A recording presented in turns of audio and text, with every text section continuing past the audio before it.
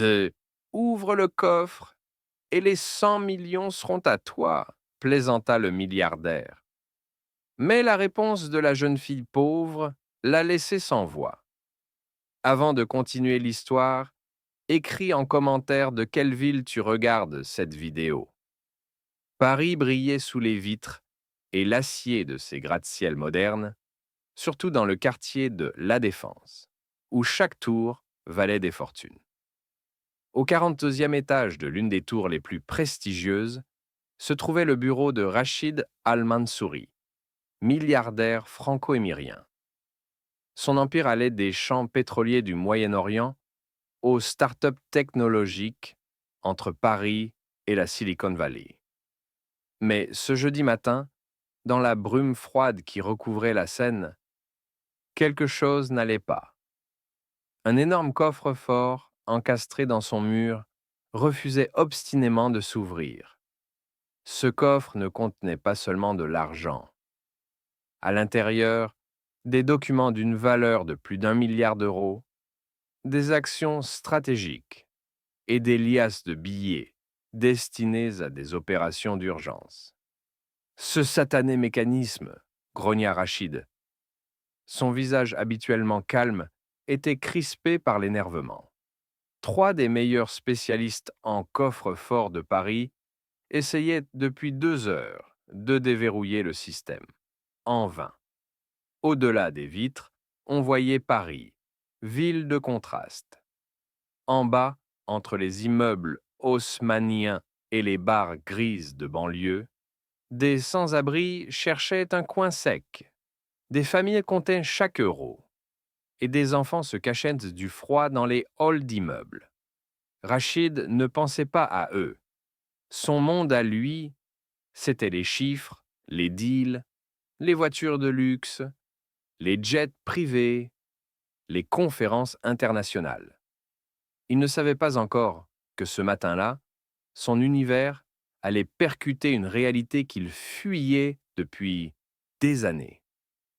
Et qu'une fillette affamée, à la recherche d'un morceau de pain, deviendrait la clé, non seulement de son coffre, mais de tout ce qu'il croyait sur la valeur d'une vie humaine. Anastasia appuya sa main sur son ventre. Il se tordait de faim. 3e jour sans vrai repas. Juste un morceau de pain rassis, trouvé dans une poubelle derrière une boulangerie de Nanterre. Elle avait 9 ans. De fins cheveux châtains emmêlés, de grands yeux gris, des joues creusées. Le foyer où elle vivait, un établissement de l'aide sociale à l'enfance, venait de fermer pour travaux. Beau mot administratif pour dire plus d'argent, plus de place, débrouillez-vous. Son manteau trop fin, acheté dans un dépôt-vente caritatif, ne la protégeait pas du vent d'octobre. Mais Anastasia n'était pas une enfant comme les autres, du foyer. Les éducateurs n'en revenaient pas de ses capacités en maths et en logique. Pendant que d'autres jouaient, elle lisait des manuels récupérés dans de vieux cartons. Équations, suites, logique, théorèmes. Peut-être que dans ce grand bâtiment, ils jettent aussi de la nourriture. Elle leva les yeux vers la tour de la Défense, toute de verre et d'acier. Le vigile à l'entrée principale parlait au téléphone. Anastasia se faufila par l'accès de service, passa devant des palettes, des chariots, puis trouva l'escalier de secours. Les ascenseurs fonctionnaient avec des badges, mais les escaliers ne posent jamais de questions. Elle monta, étage après étage. Le 15e, le 2300e, le 31e. La tête lui tournait, mais la faim la poussait. Au 42e, elle entendit des voix qui résonnaient dans le couloir. Elle s'approcha d'une porte entr'ouverte et jeta un œil. Dans le bureau, Rachid tournait comme un lion en cage. Sa réunion avec des investisseurs japonais était prévue dans 1 heure. Les contrats, les annexes, les documents confidentiels, tout était dans ce coffre qui refusait de s'ouvrir. Monsieur Al-Mansouri dit le chef des techniciens en essuyant la sueur sur son front. Nous avons essayé toutes les combinaisons probables. Il est possible que le système se soit verrouillé après la coupure de courant d'hier. Ce coffre vaut 500 000 euros, gronda Rachid. Et vous me dites que je dois le faire exploser comme une vulgaire boîte de conserve. Il ne voyait pas la petite silhouette immobile dans l'ombre de la porte. Anastasia observait la scène. La panneau numérique du coffre affichait un code à 8 chiffres. Elle entendait les hommes énumérer les suites déjà testées. Dans sa tête, les chiffres se mettaient déjà en place. Ils essayaient au hasard, sans logique, sans méthode. Elle inspira. La peur et la faim se battaient dans sa poitrine. Puis elle fit un pas en avant. « Monsieur, » dit-elle d'une voix faible. Les têtes se tournèrent d'un coup. Rachid vit une fillette maigre, en vêtements usés, les cheveux en bataille, dans son bureau au 42e étage. La colère lui monta au visage. « Mais comment elle est entrée ici ?»« Security !» Il allait appeler la sécurité, mais Anastasia parla plus vite. « Donnez-moi à manger et j'ouvre votre coffre. » Silence absolu. Puis un rire éclata. Rachid éclata franchement de rire, suivi par les techniciens. « Tu entends ça, Maxime ?» dit-il à son assistant.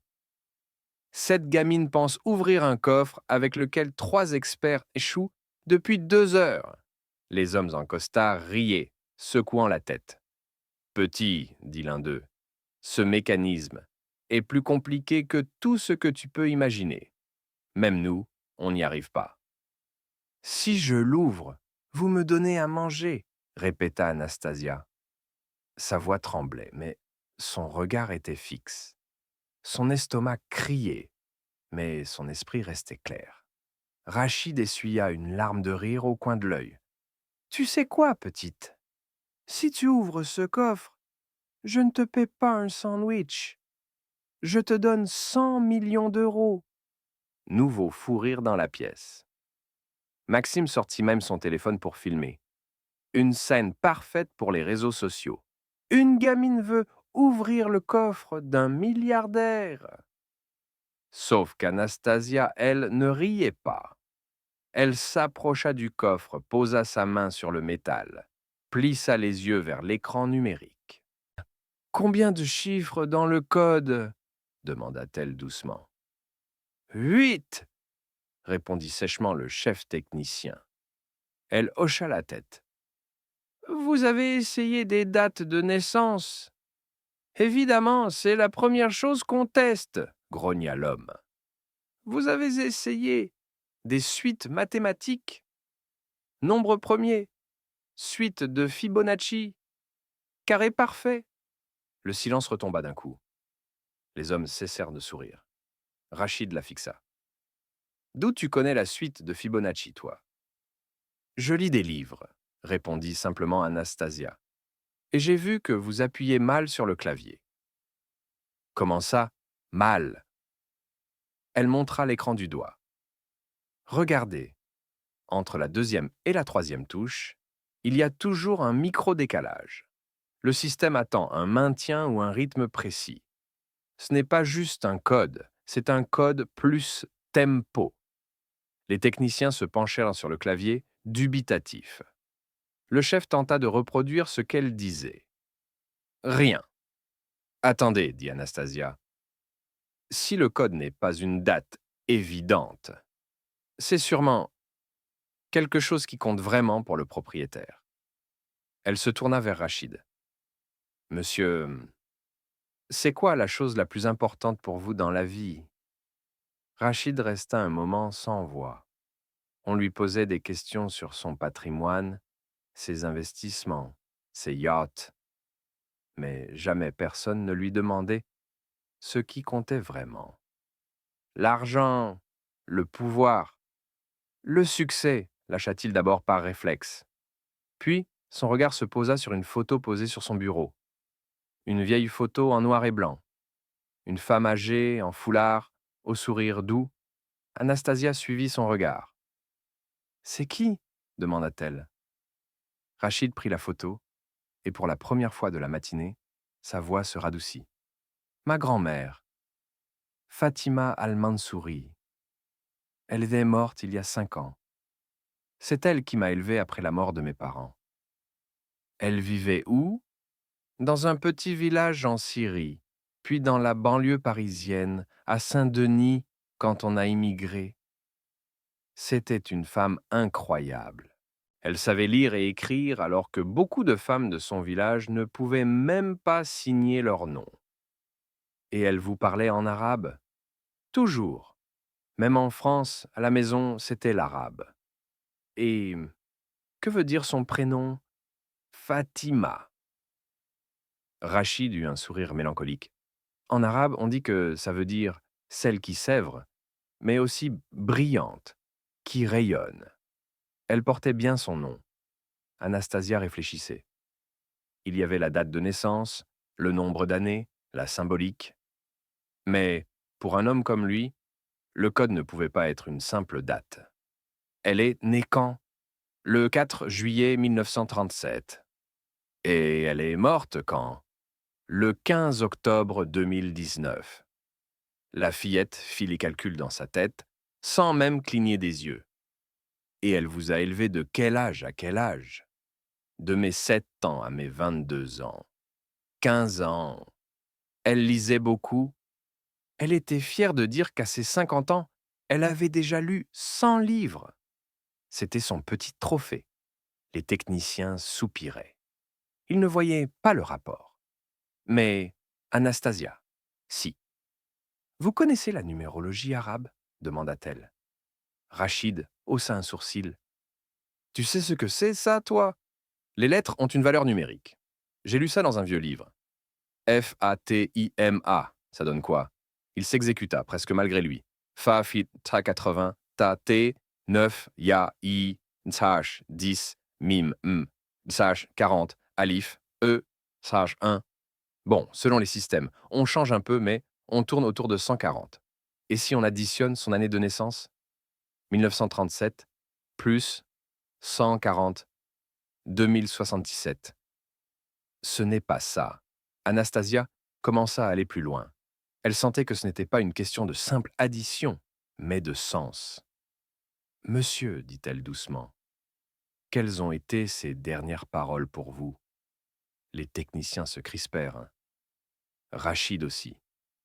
Il n'avait jamais raconté ça à personne. Il serra la photo. Sa voix se brisa légèrement. Elle m'a dit « Souviens-toi, l'or brille, mais la bonté, elle, éclaire pour toujours. N'oublie jamais ceux qui ont besoin de toi. » Le silence s'abattit. Même les techniciens, pourtant blasés, avaient baissé les yeux. Anastasia hocha la tête. « Et vous? Vous les avez oubliés, ces gens-là ?» Rachid fut tenté de dire « non » par orgueil, mais il ne pouvait pas se mentir. « Oui, je les ai oubliés. » Combien d'argent y a-t-il là-dedans exactement? 100 millions d'euros en liquide. Et des papiers qui représentent au moins 1 milliard. Et avec 100 millions, dit Anastasia, si on donne 1000 euros par enfant, on peut aider 100 000 enfants. Belle combinaison, non? Rachid la fixa. Cette gamine, à moitié affamée, était en train d'aligner des chiffres et des vérités morales comme si elle manipulait des équations. Essayez, dit-elle doucement, de mettre dans le code la date de sa mort et le nombre d'années où vous avez suivi ces valeurs. Ça fait longtemps que je ne les suis plus, répondit-il à mi-voix. Alors, mettez 0 et voyez ce que ça vous fait. Il tapa 1510 000. Rien. Pas comme ça, dit Anastasia. Je pense que le code est lié au jour où vous vous réveillerez. Où vous déciderez enfin de l'écouter. C'est aujourd'hui, non? Elle le regarda droit dans les yeux. Nous sommes en 2025. Votre grand-mère est morte en 2019. Vous avez passé 6 ans à ignorer ces dernières paroles. Mais aujourd'hui, vous pouvez changer le sens de ces 6 années. Elle posa ses doigts sur le clavier. Et si le code, c'était jour plus mois de sa mort, plus l'année où vous renaîtrez comme elle voulait, c'est-à-dire 15 octobre 1110, et année de votre vrai changement, 2025. Elle tapa 1500 000 2025.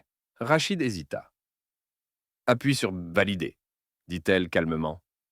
Il le fit. Le mécanisme émit un clic, puis un deuxième, puis tout un enchaînement de petits claquements métalliques, un bourdonnement sourd. Puis, le lourd coffre s'ouvrit. Les billets apparurent. Des rangées impeccables, des paquets plastifiés, des documents classés avec soin. La pièce resta figée. Le téléphone de Maxime tomba au sol. Les techniciens se regardaient, bouche bée. Comment tu as fait murmura Rachid. Anastasia haussa les épaules. Je vous ai juste écouté. Vous m'avez donné toutes les pièces du puzzle. Moi, j'ai seulement remis les chiffres à leur place.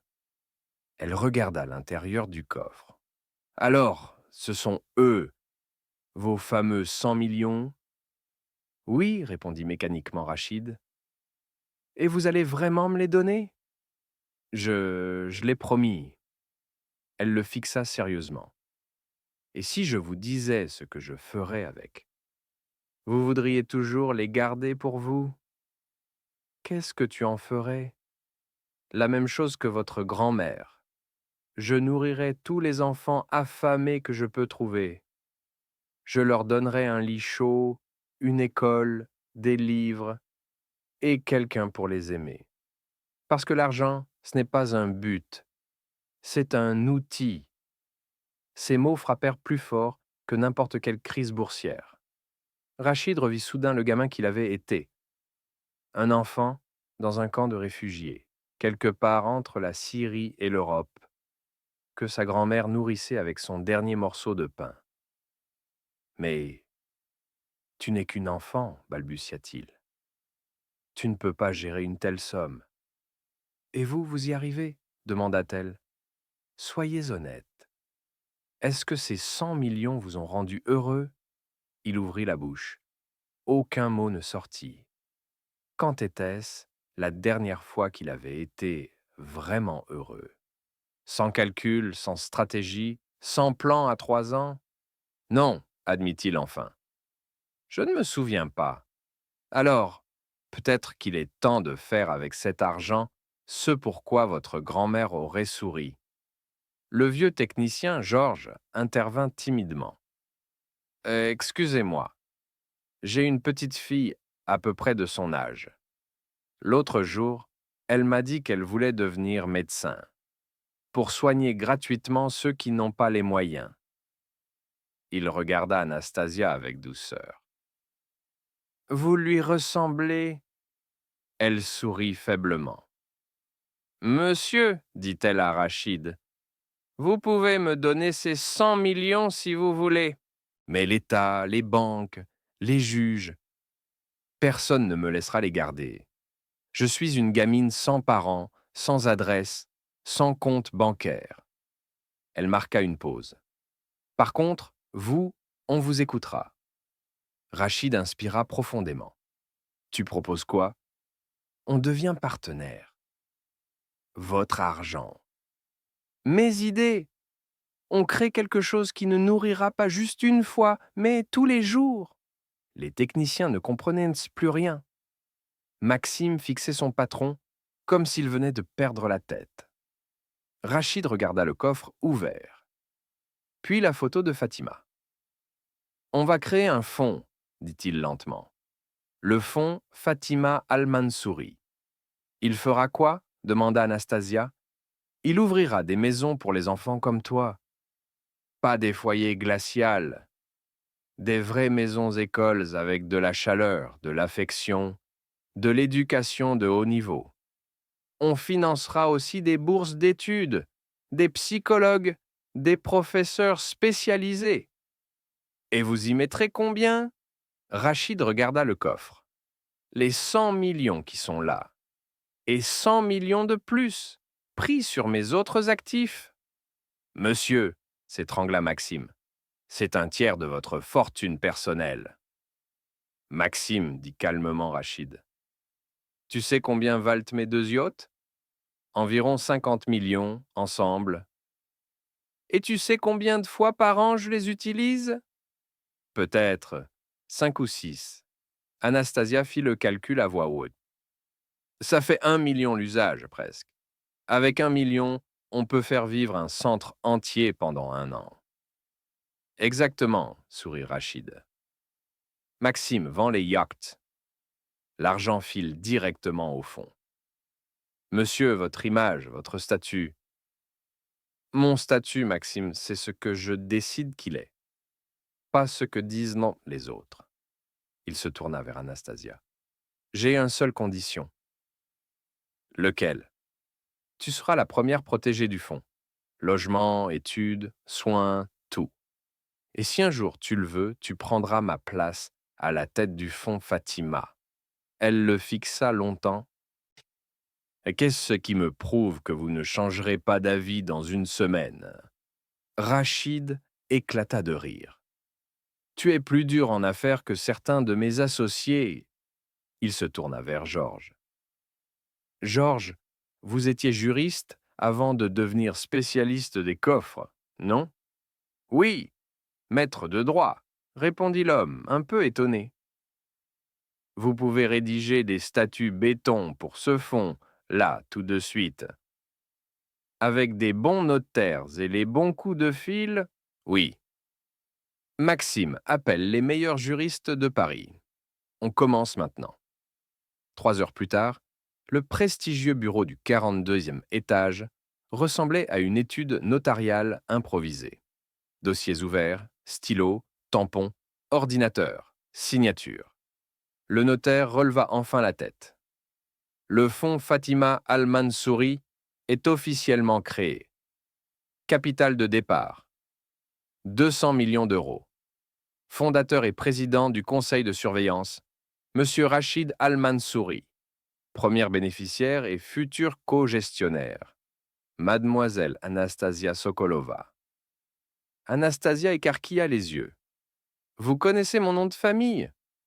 Nous l'avons retrouvé via les fichiers de l'aide sociale à l'enfance, expliqua Maxime.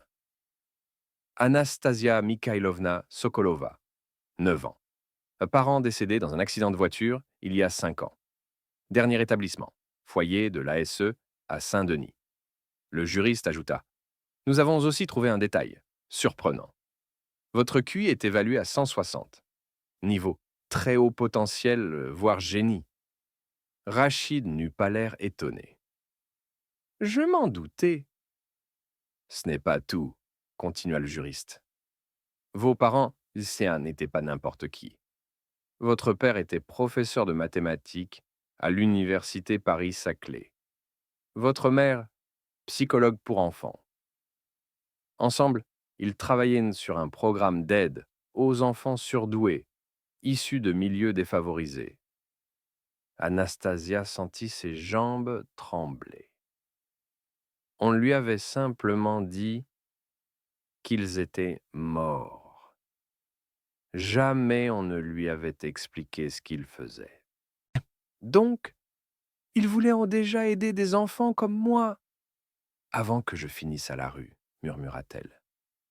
Exactement, confirma le juriste. Leur programme a été abandonné faute de financement après leur décès. Silence. Rachid comprit. Anastasia, peut-être que tu n'es pas entrée ici par hasard, dit-il doucement. Peut-être que tu es venue reprendre le flambeau qu'ils ont dû laisser tomber. Elle essuya une larme discrète. J'ai cherché de quoi manger et j'ai trouvé ma mission. Nous avons tous trouvé notre mission aujourd'hui, répondit Rachid.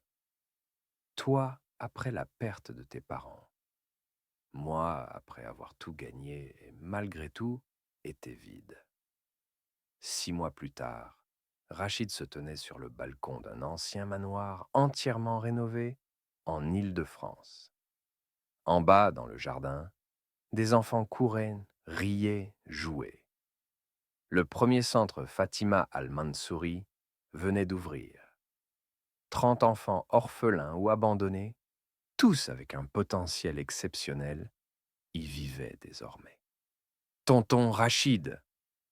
Anastasia montait les marches en courant, un dossier à la main.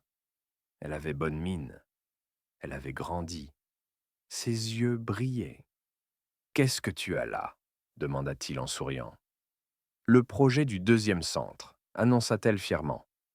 Si on rachète cet ancien lycée désaffecté près de Lyon, on peut accueillir 50 enfants de plus. J'ai tout calculé. Rénovation, enseignants, nourriture, budget annuel, amortissement sur 10 ans. Rachid éclata de rire. Tu deviens une vraie directrice financière. J'apprends avec les meilleurs, répliqua-t-elle en lui adressant un clin d'œil. Elle faisait désormais partie du conseil du fonds. Ses idées étaient étudiées, chiffrées, validées. Souvent, elles étaient un petit plus pertinentes que celles des consultants les mieux payés. Tu sais ce que m'a dit Maxime hier, ajouta Rachid. Depuis que nos entreprises reversent 50% de leurs bénéfices au fonds, la productivité a augmenté de 30%. Normal, répondit Anastasia.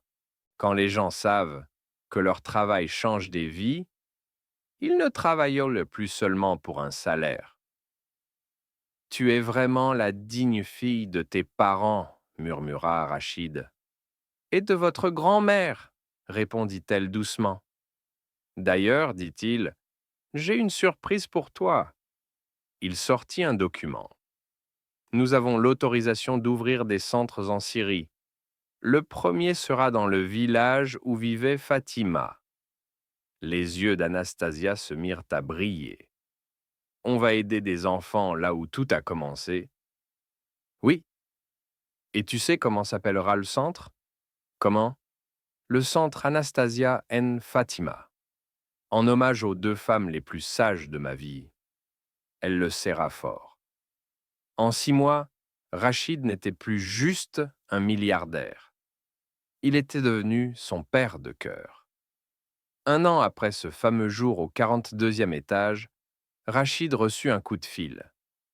Monsieur Al-Mansouri, ici l'inspecteur Martin de la protection de l'enfance de Paris. Nous avons une urgence. Que se passe-t-il? Un incendie majeur dans un foyer privé. 50 enfants sans solution. On les a provisoirement installés dans un gymnase, mais ce n'est pas tenable. On sait ce que vous faites avec votre fonds. Vous pourriez aider? Combien de temps on a? 1 semaine maximum. Rachid convoqua aussitôt une réunion. 50 enfants, répéta Anastasia. Nos centres sont pleins. Maxime proposa. Il y a cet hôtel inachevé près de Montreuil. La banque veut s'en débarrasser pour 50 millions.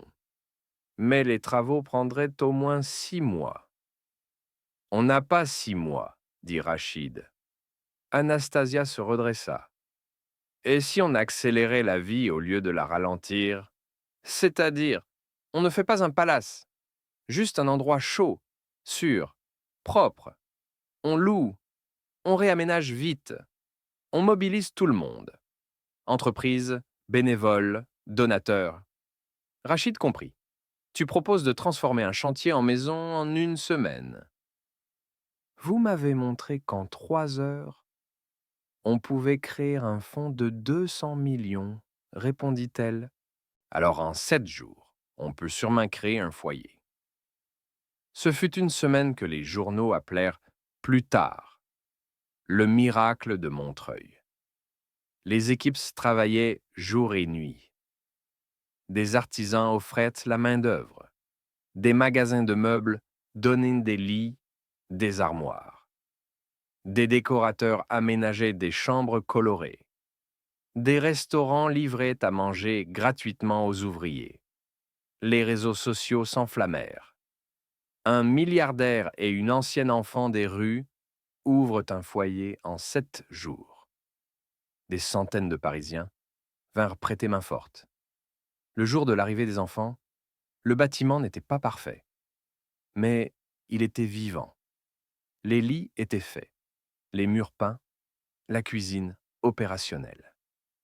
Parmi les 50 enfants, il y avait une petite fille de 7 ans, Matcha, les yeux immenses de peur. Anastasia s'accroupit devant elle. « Salut, moi c'est Nastia. Bienvenue chez toi. »« On... on peut se rester pour de vrai ?»« Pas juste quelques jours ?» demanda Matcha.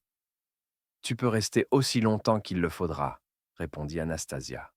« Et tu sais quoi? Il n'y a pas si longtemps, j'étais comme toi. Et maintenant, j'aide à construire des maisons pour des enfants comme nous. » Rachid regardait la scène, le cœur serré de fierté. 1 an plus tôt, il n'avait que des chiffres à afficher. Maintenant, il avait des rires d'enfants pour remplir le silence de ses nuits.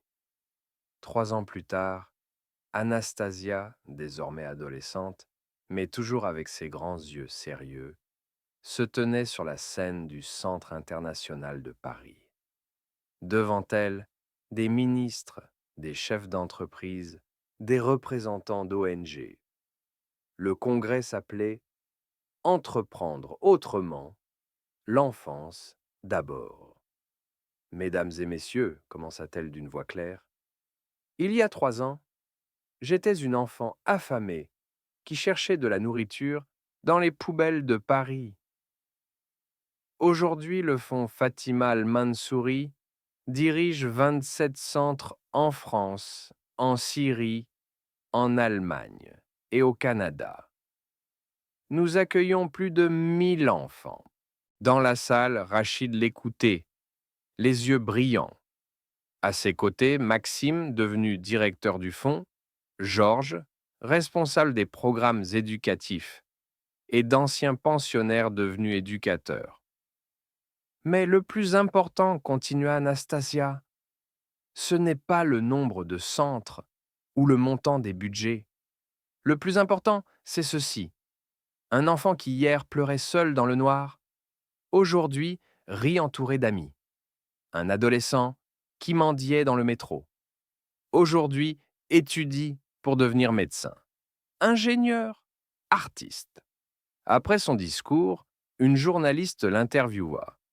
« Quels sont vos projets, Anastasia ?»« L'an prochain, je commence un double cursus économie plus psychologie de l'enfant, » répondit-elle. « Je veux créer une nouvelle façon d'entreprendre où aider les enfants n'est pas une donation occasionnelle, mais une partie intégrante du modèle économique. » Et Monsieur Al-Mansouri, elle sourit. Il a vendu la plupart de ses entreprises. Il dit que c'est le meilleur investissement de sa vie. Un investissement dans le bonheur humain.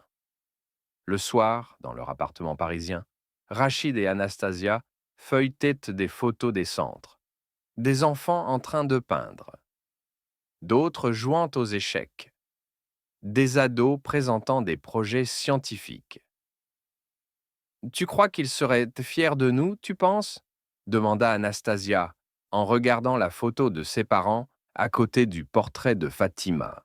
« Je ne pense pas, » répondit doucement Rachid. « Je sais qu'ils le sont. » Elle sourit.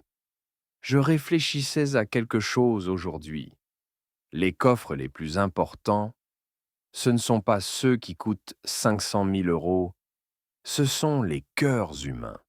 Et leur code, c'est toujours le même, amour et compassion. » Rachid la prit dans ses bras. « Tu as raison, petite.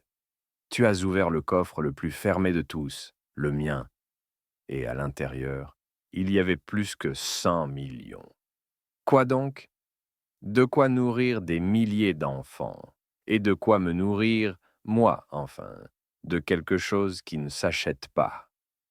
Le sens. » Dehors, Paris scintillait.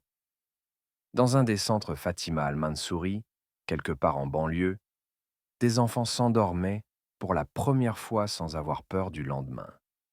Demain, ils iraient à l'école. Demain, ils riraient encore. Demain, ils rêveraient grand.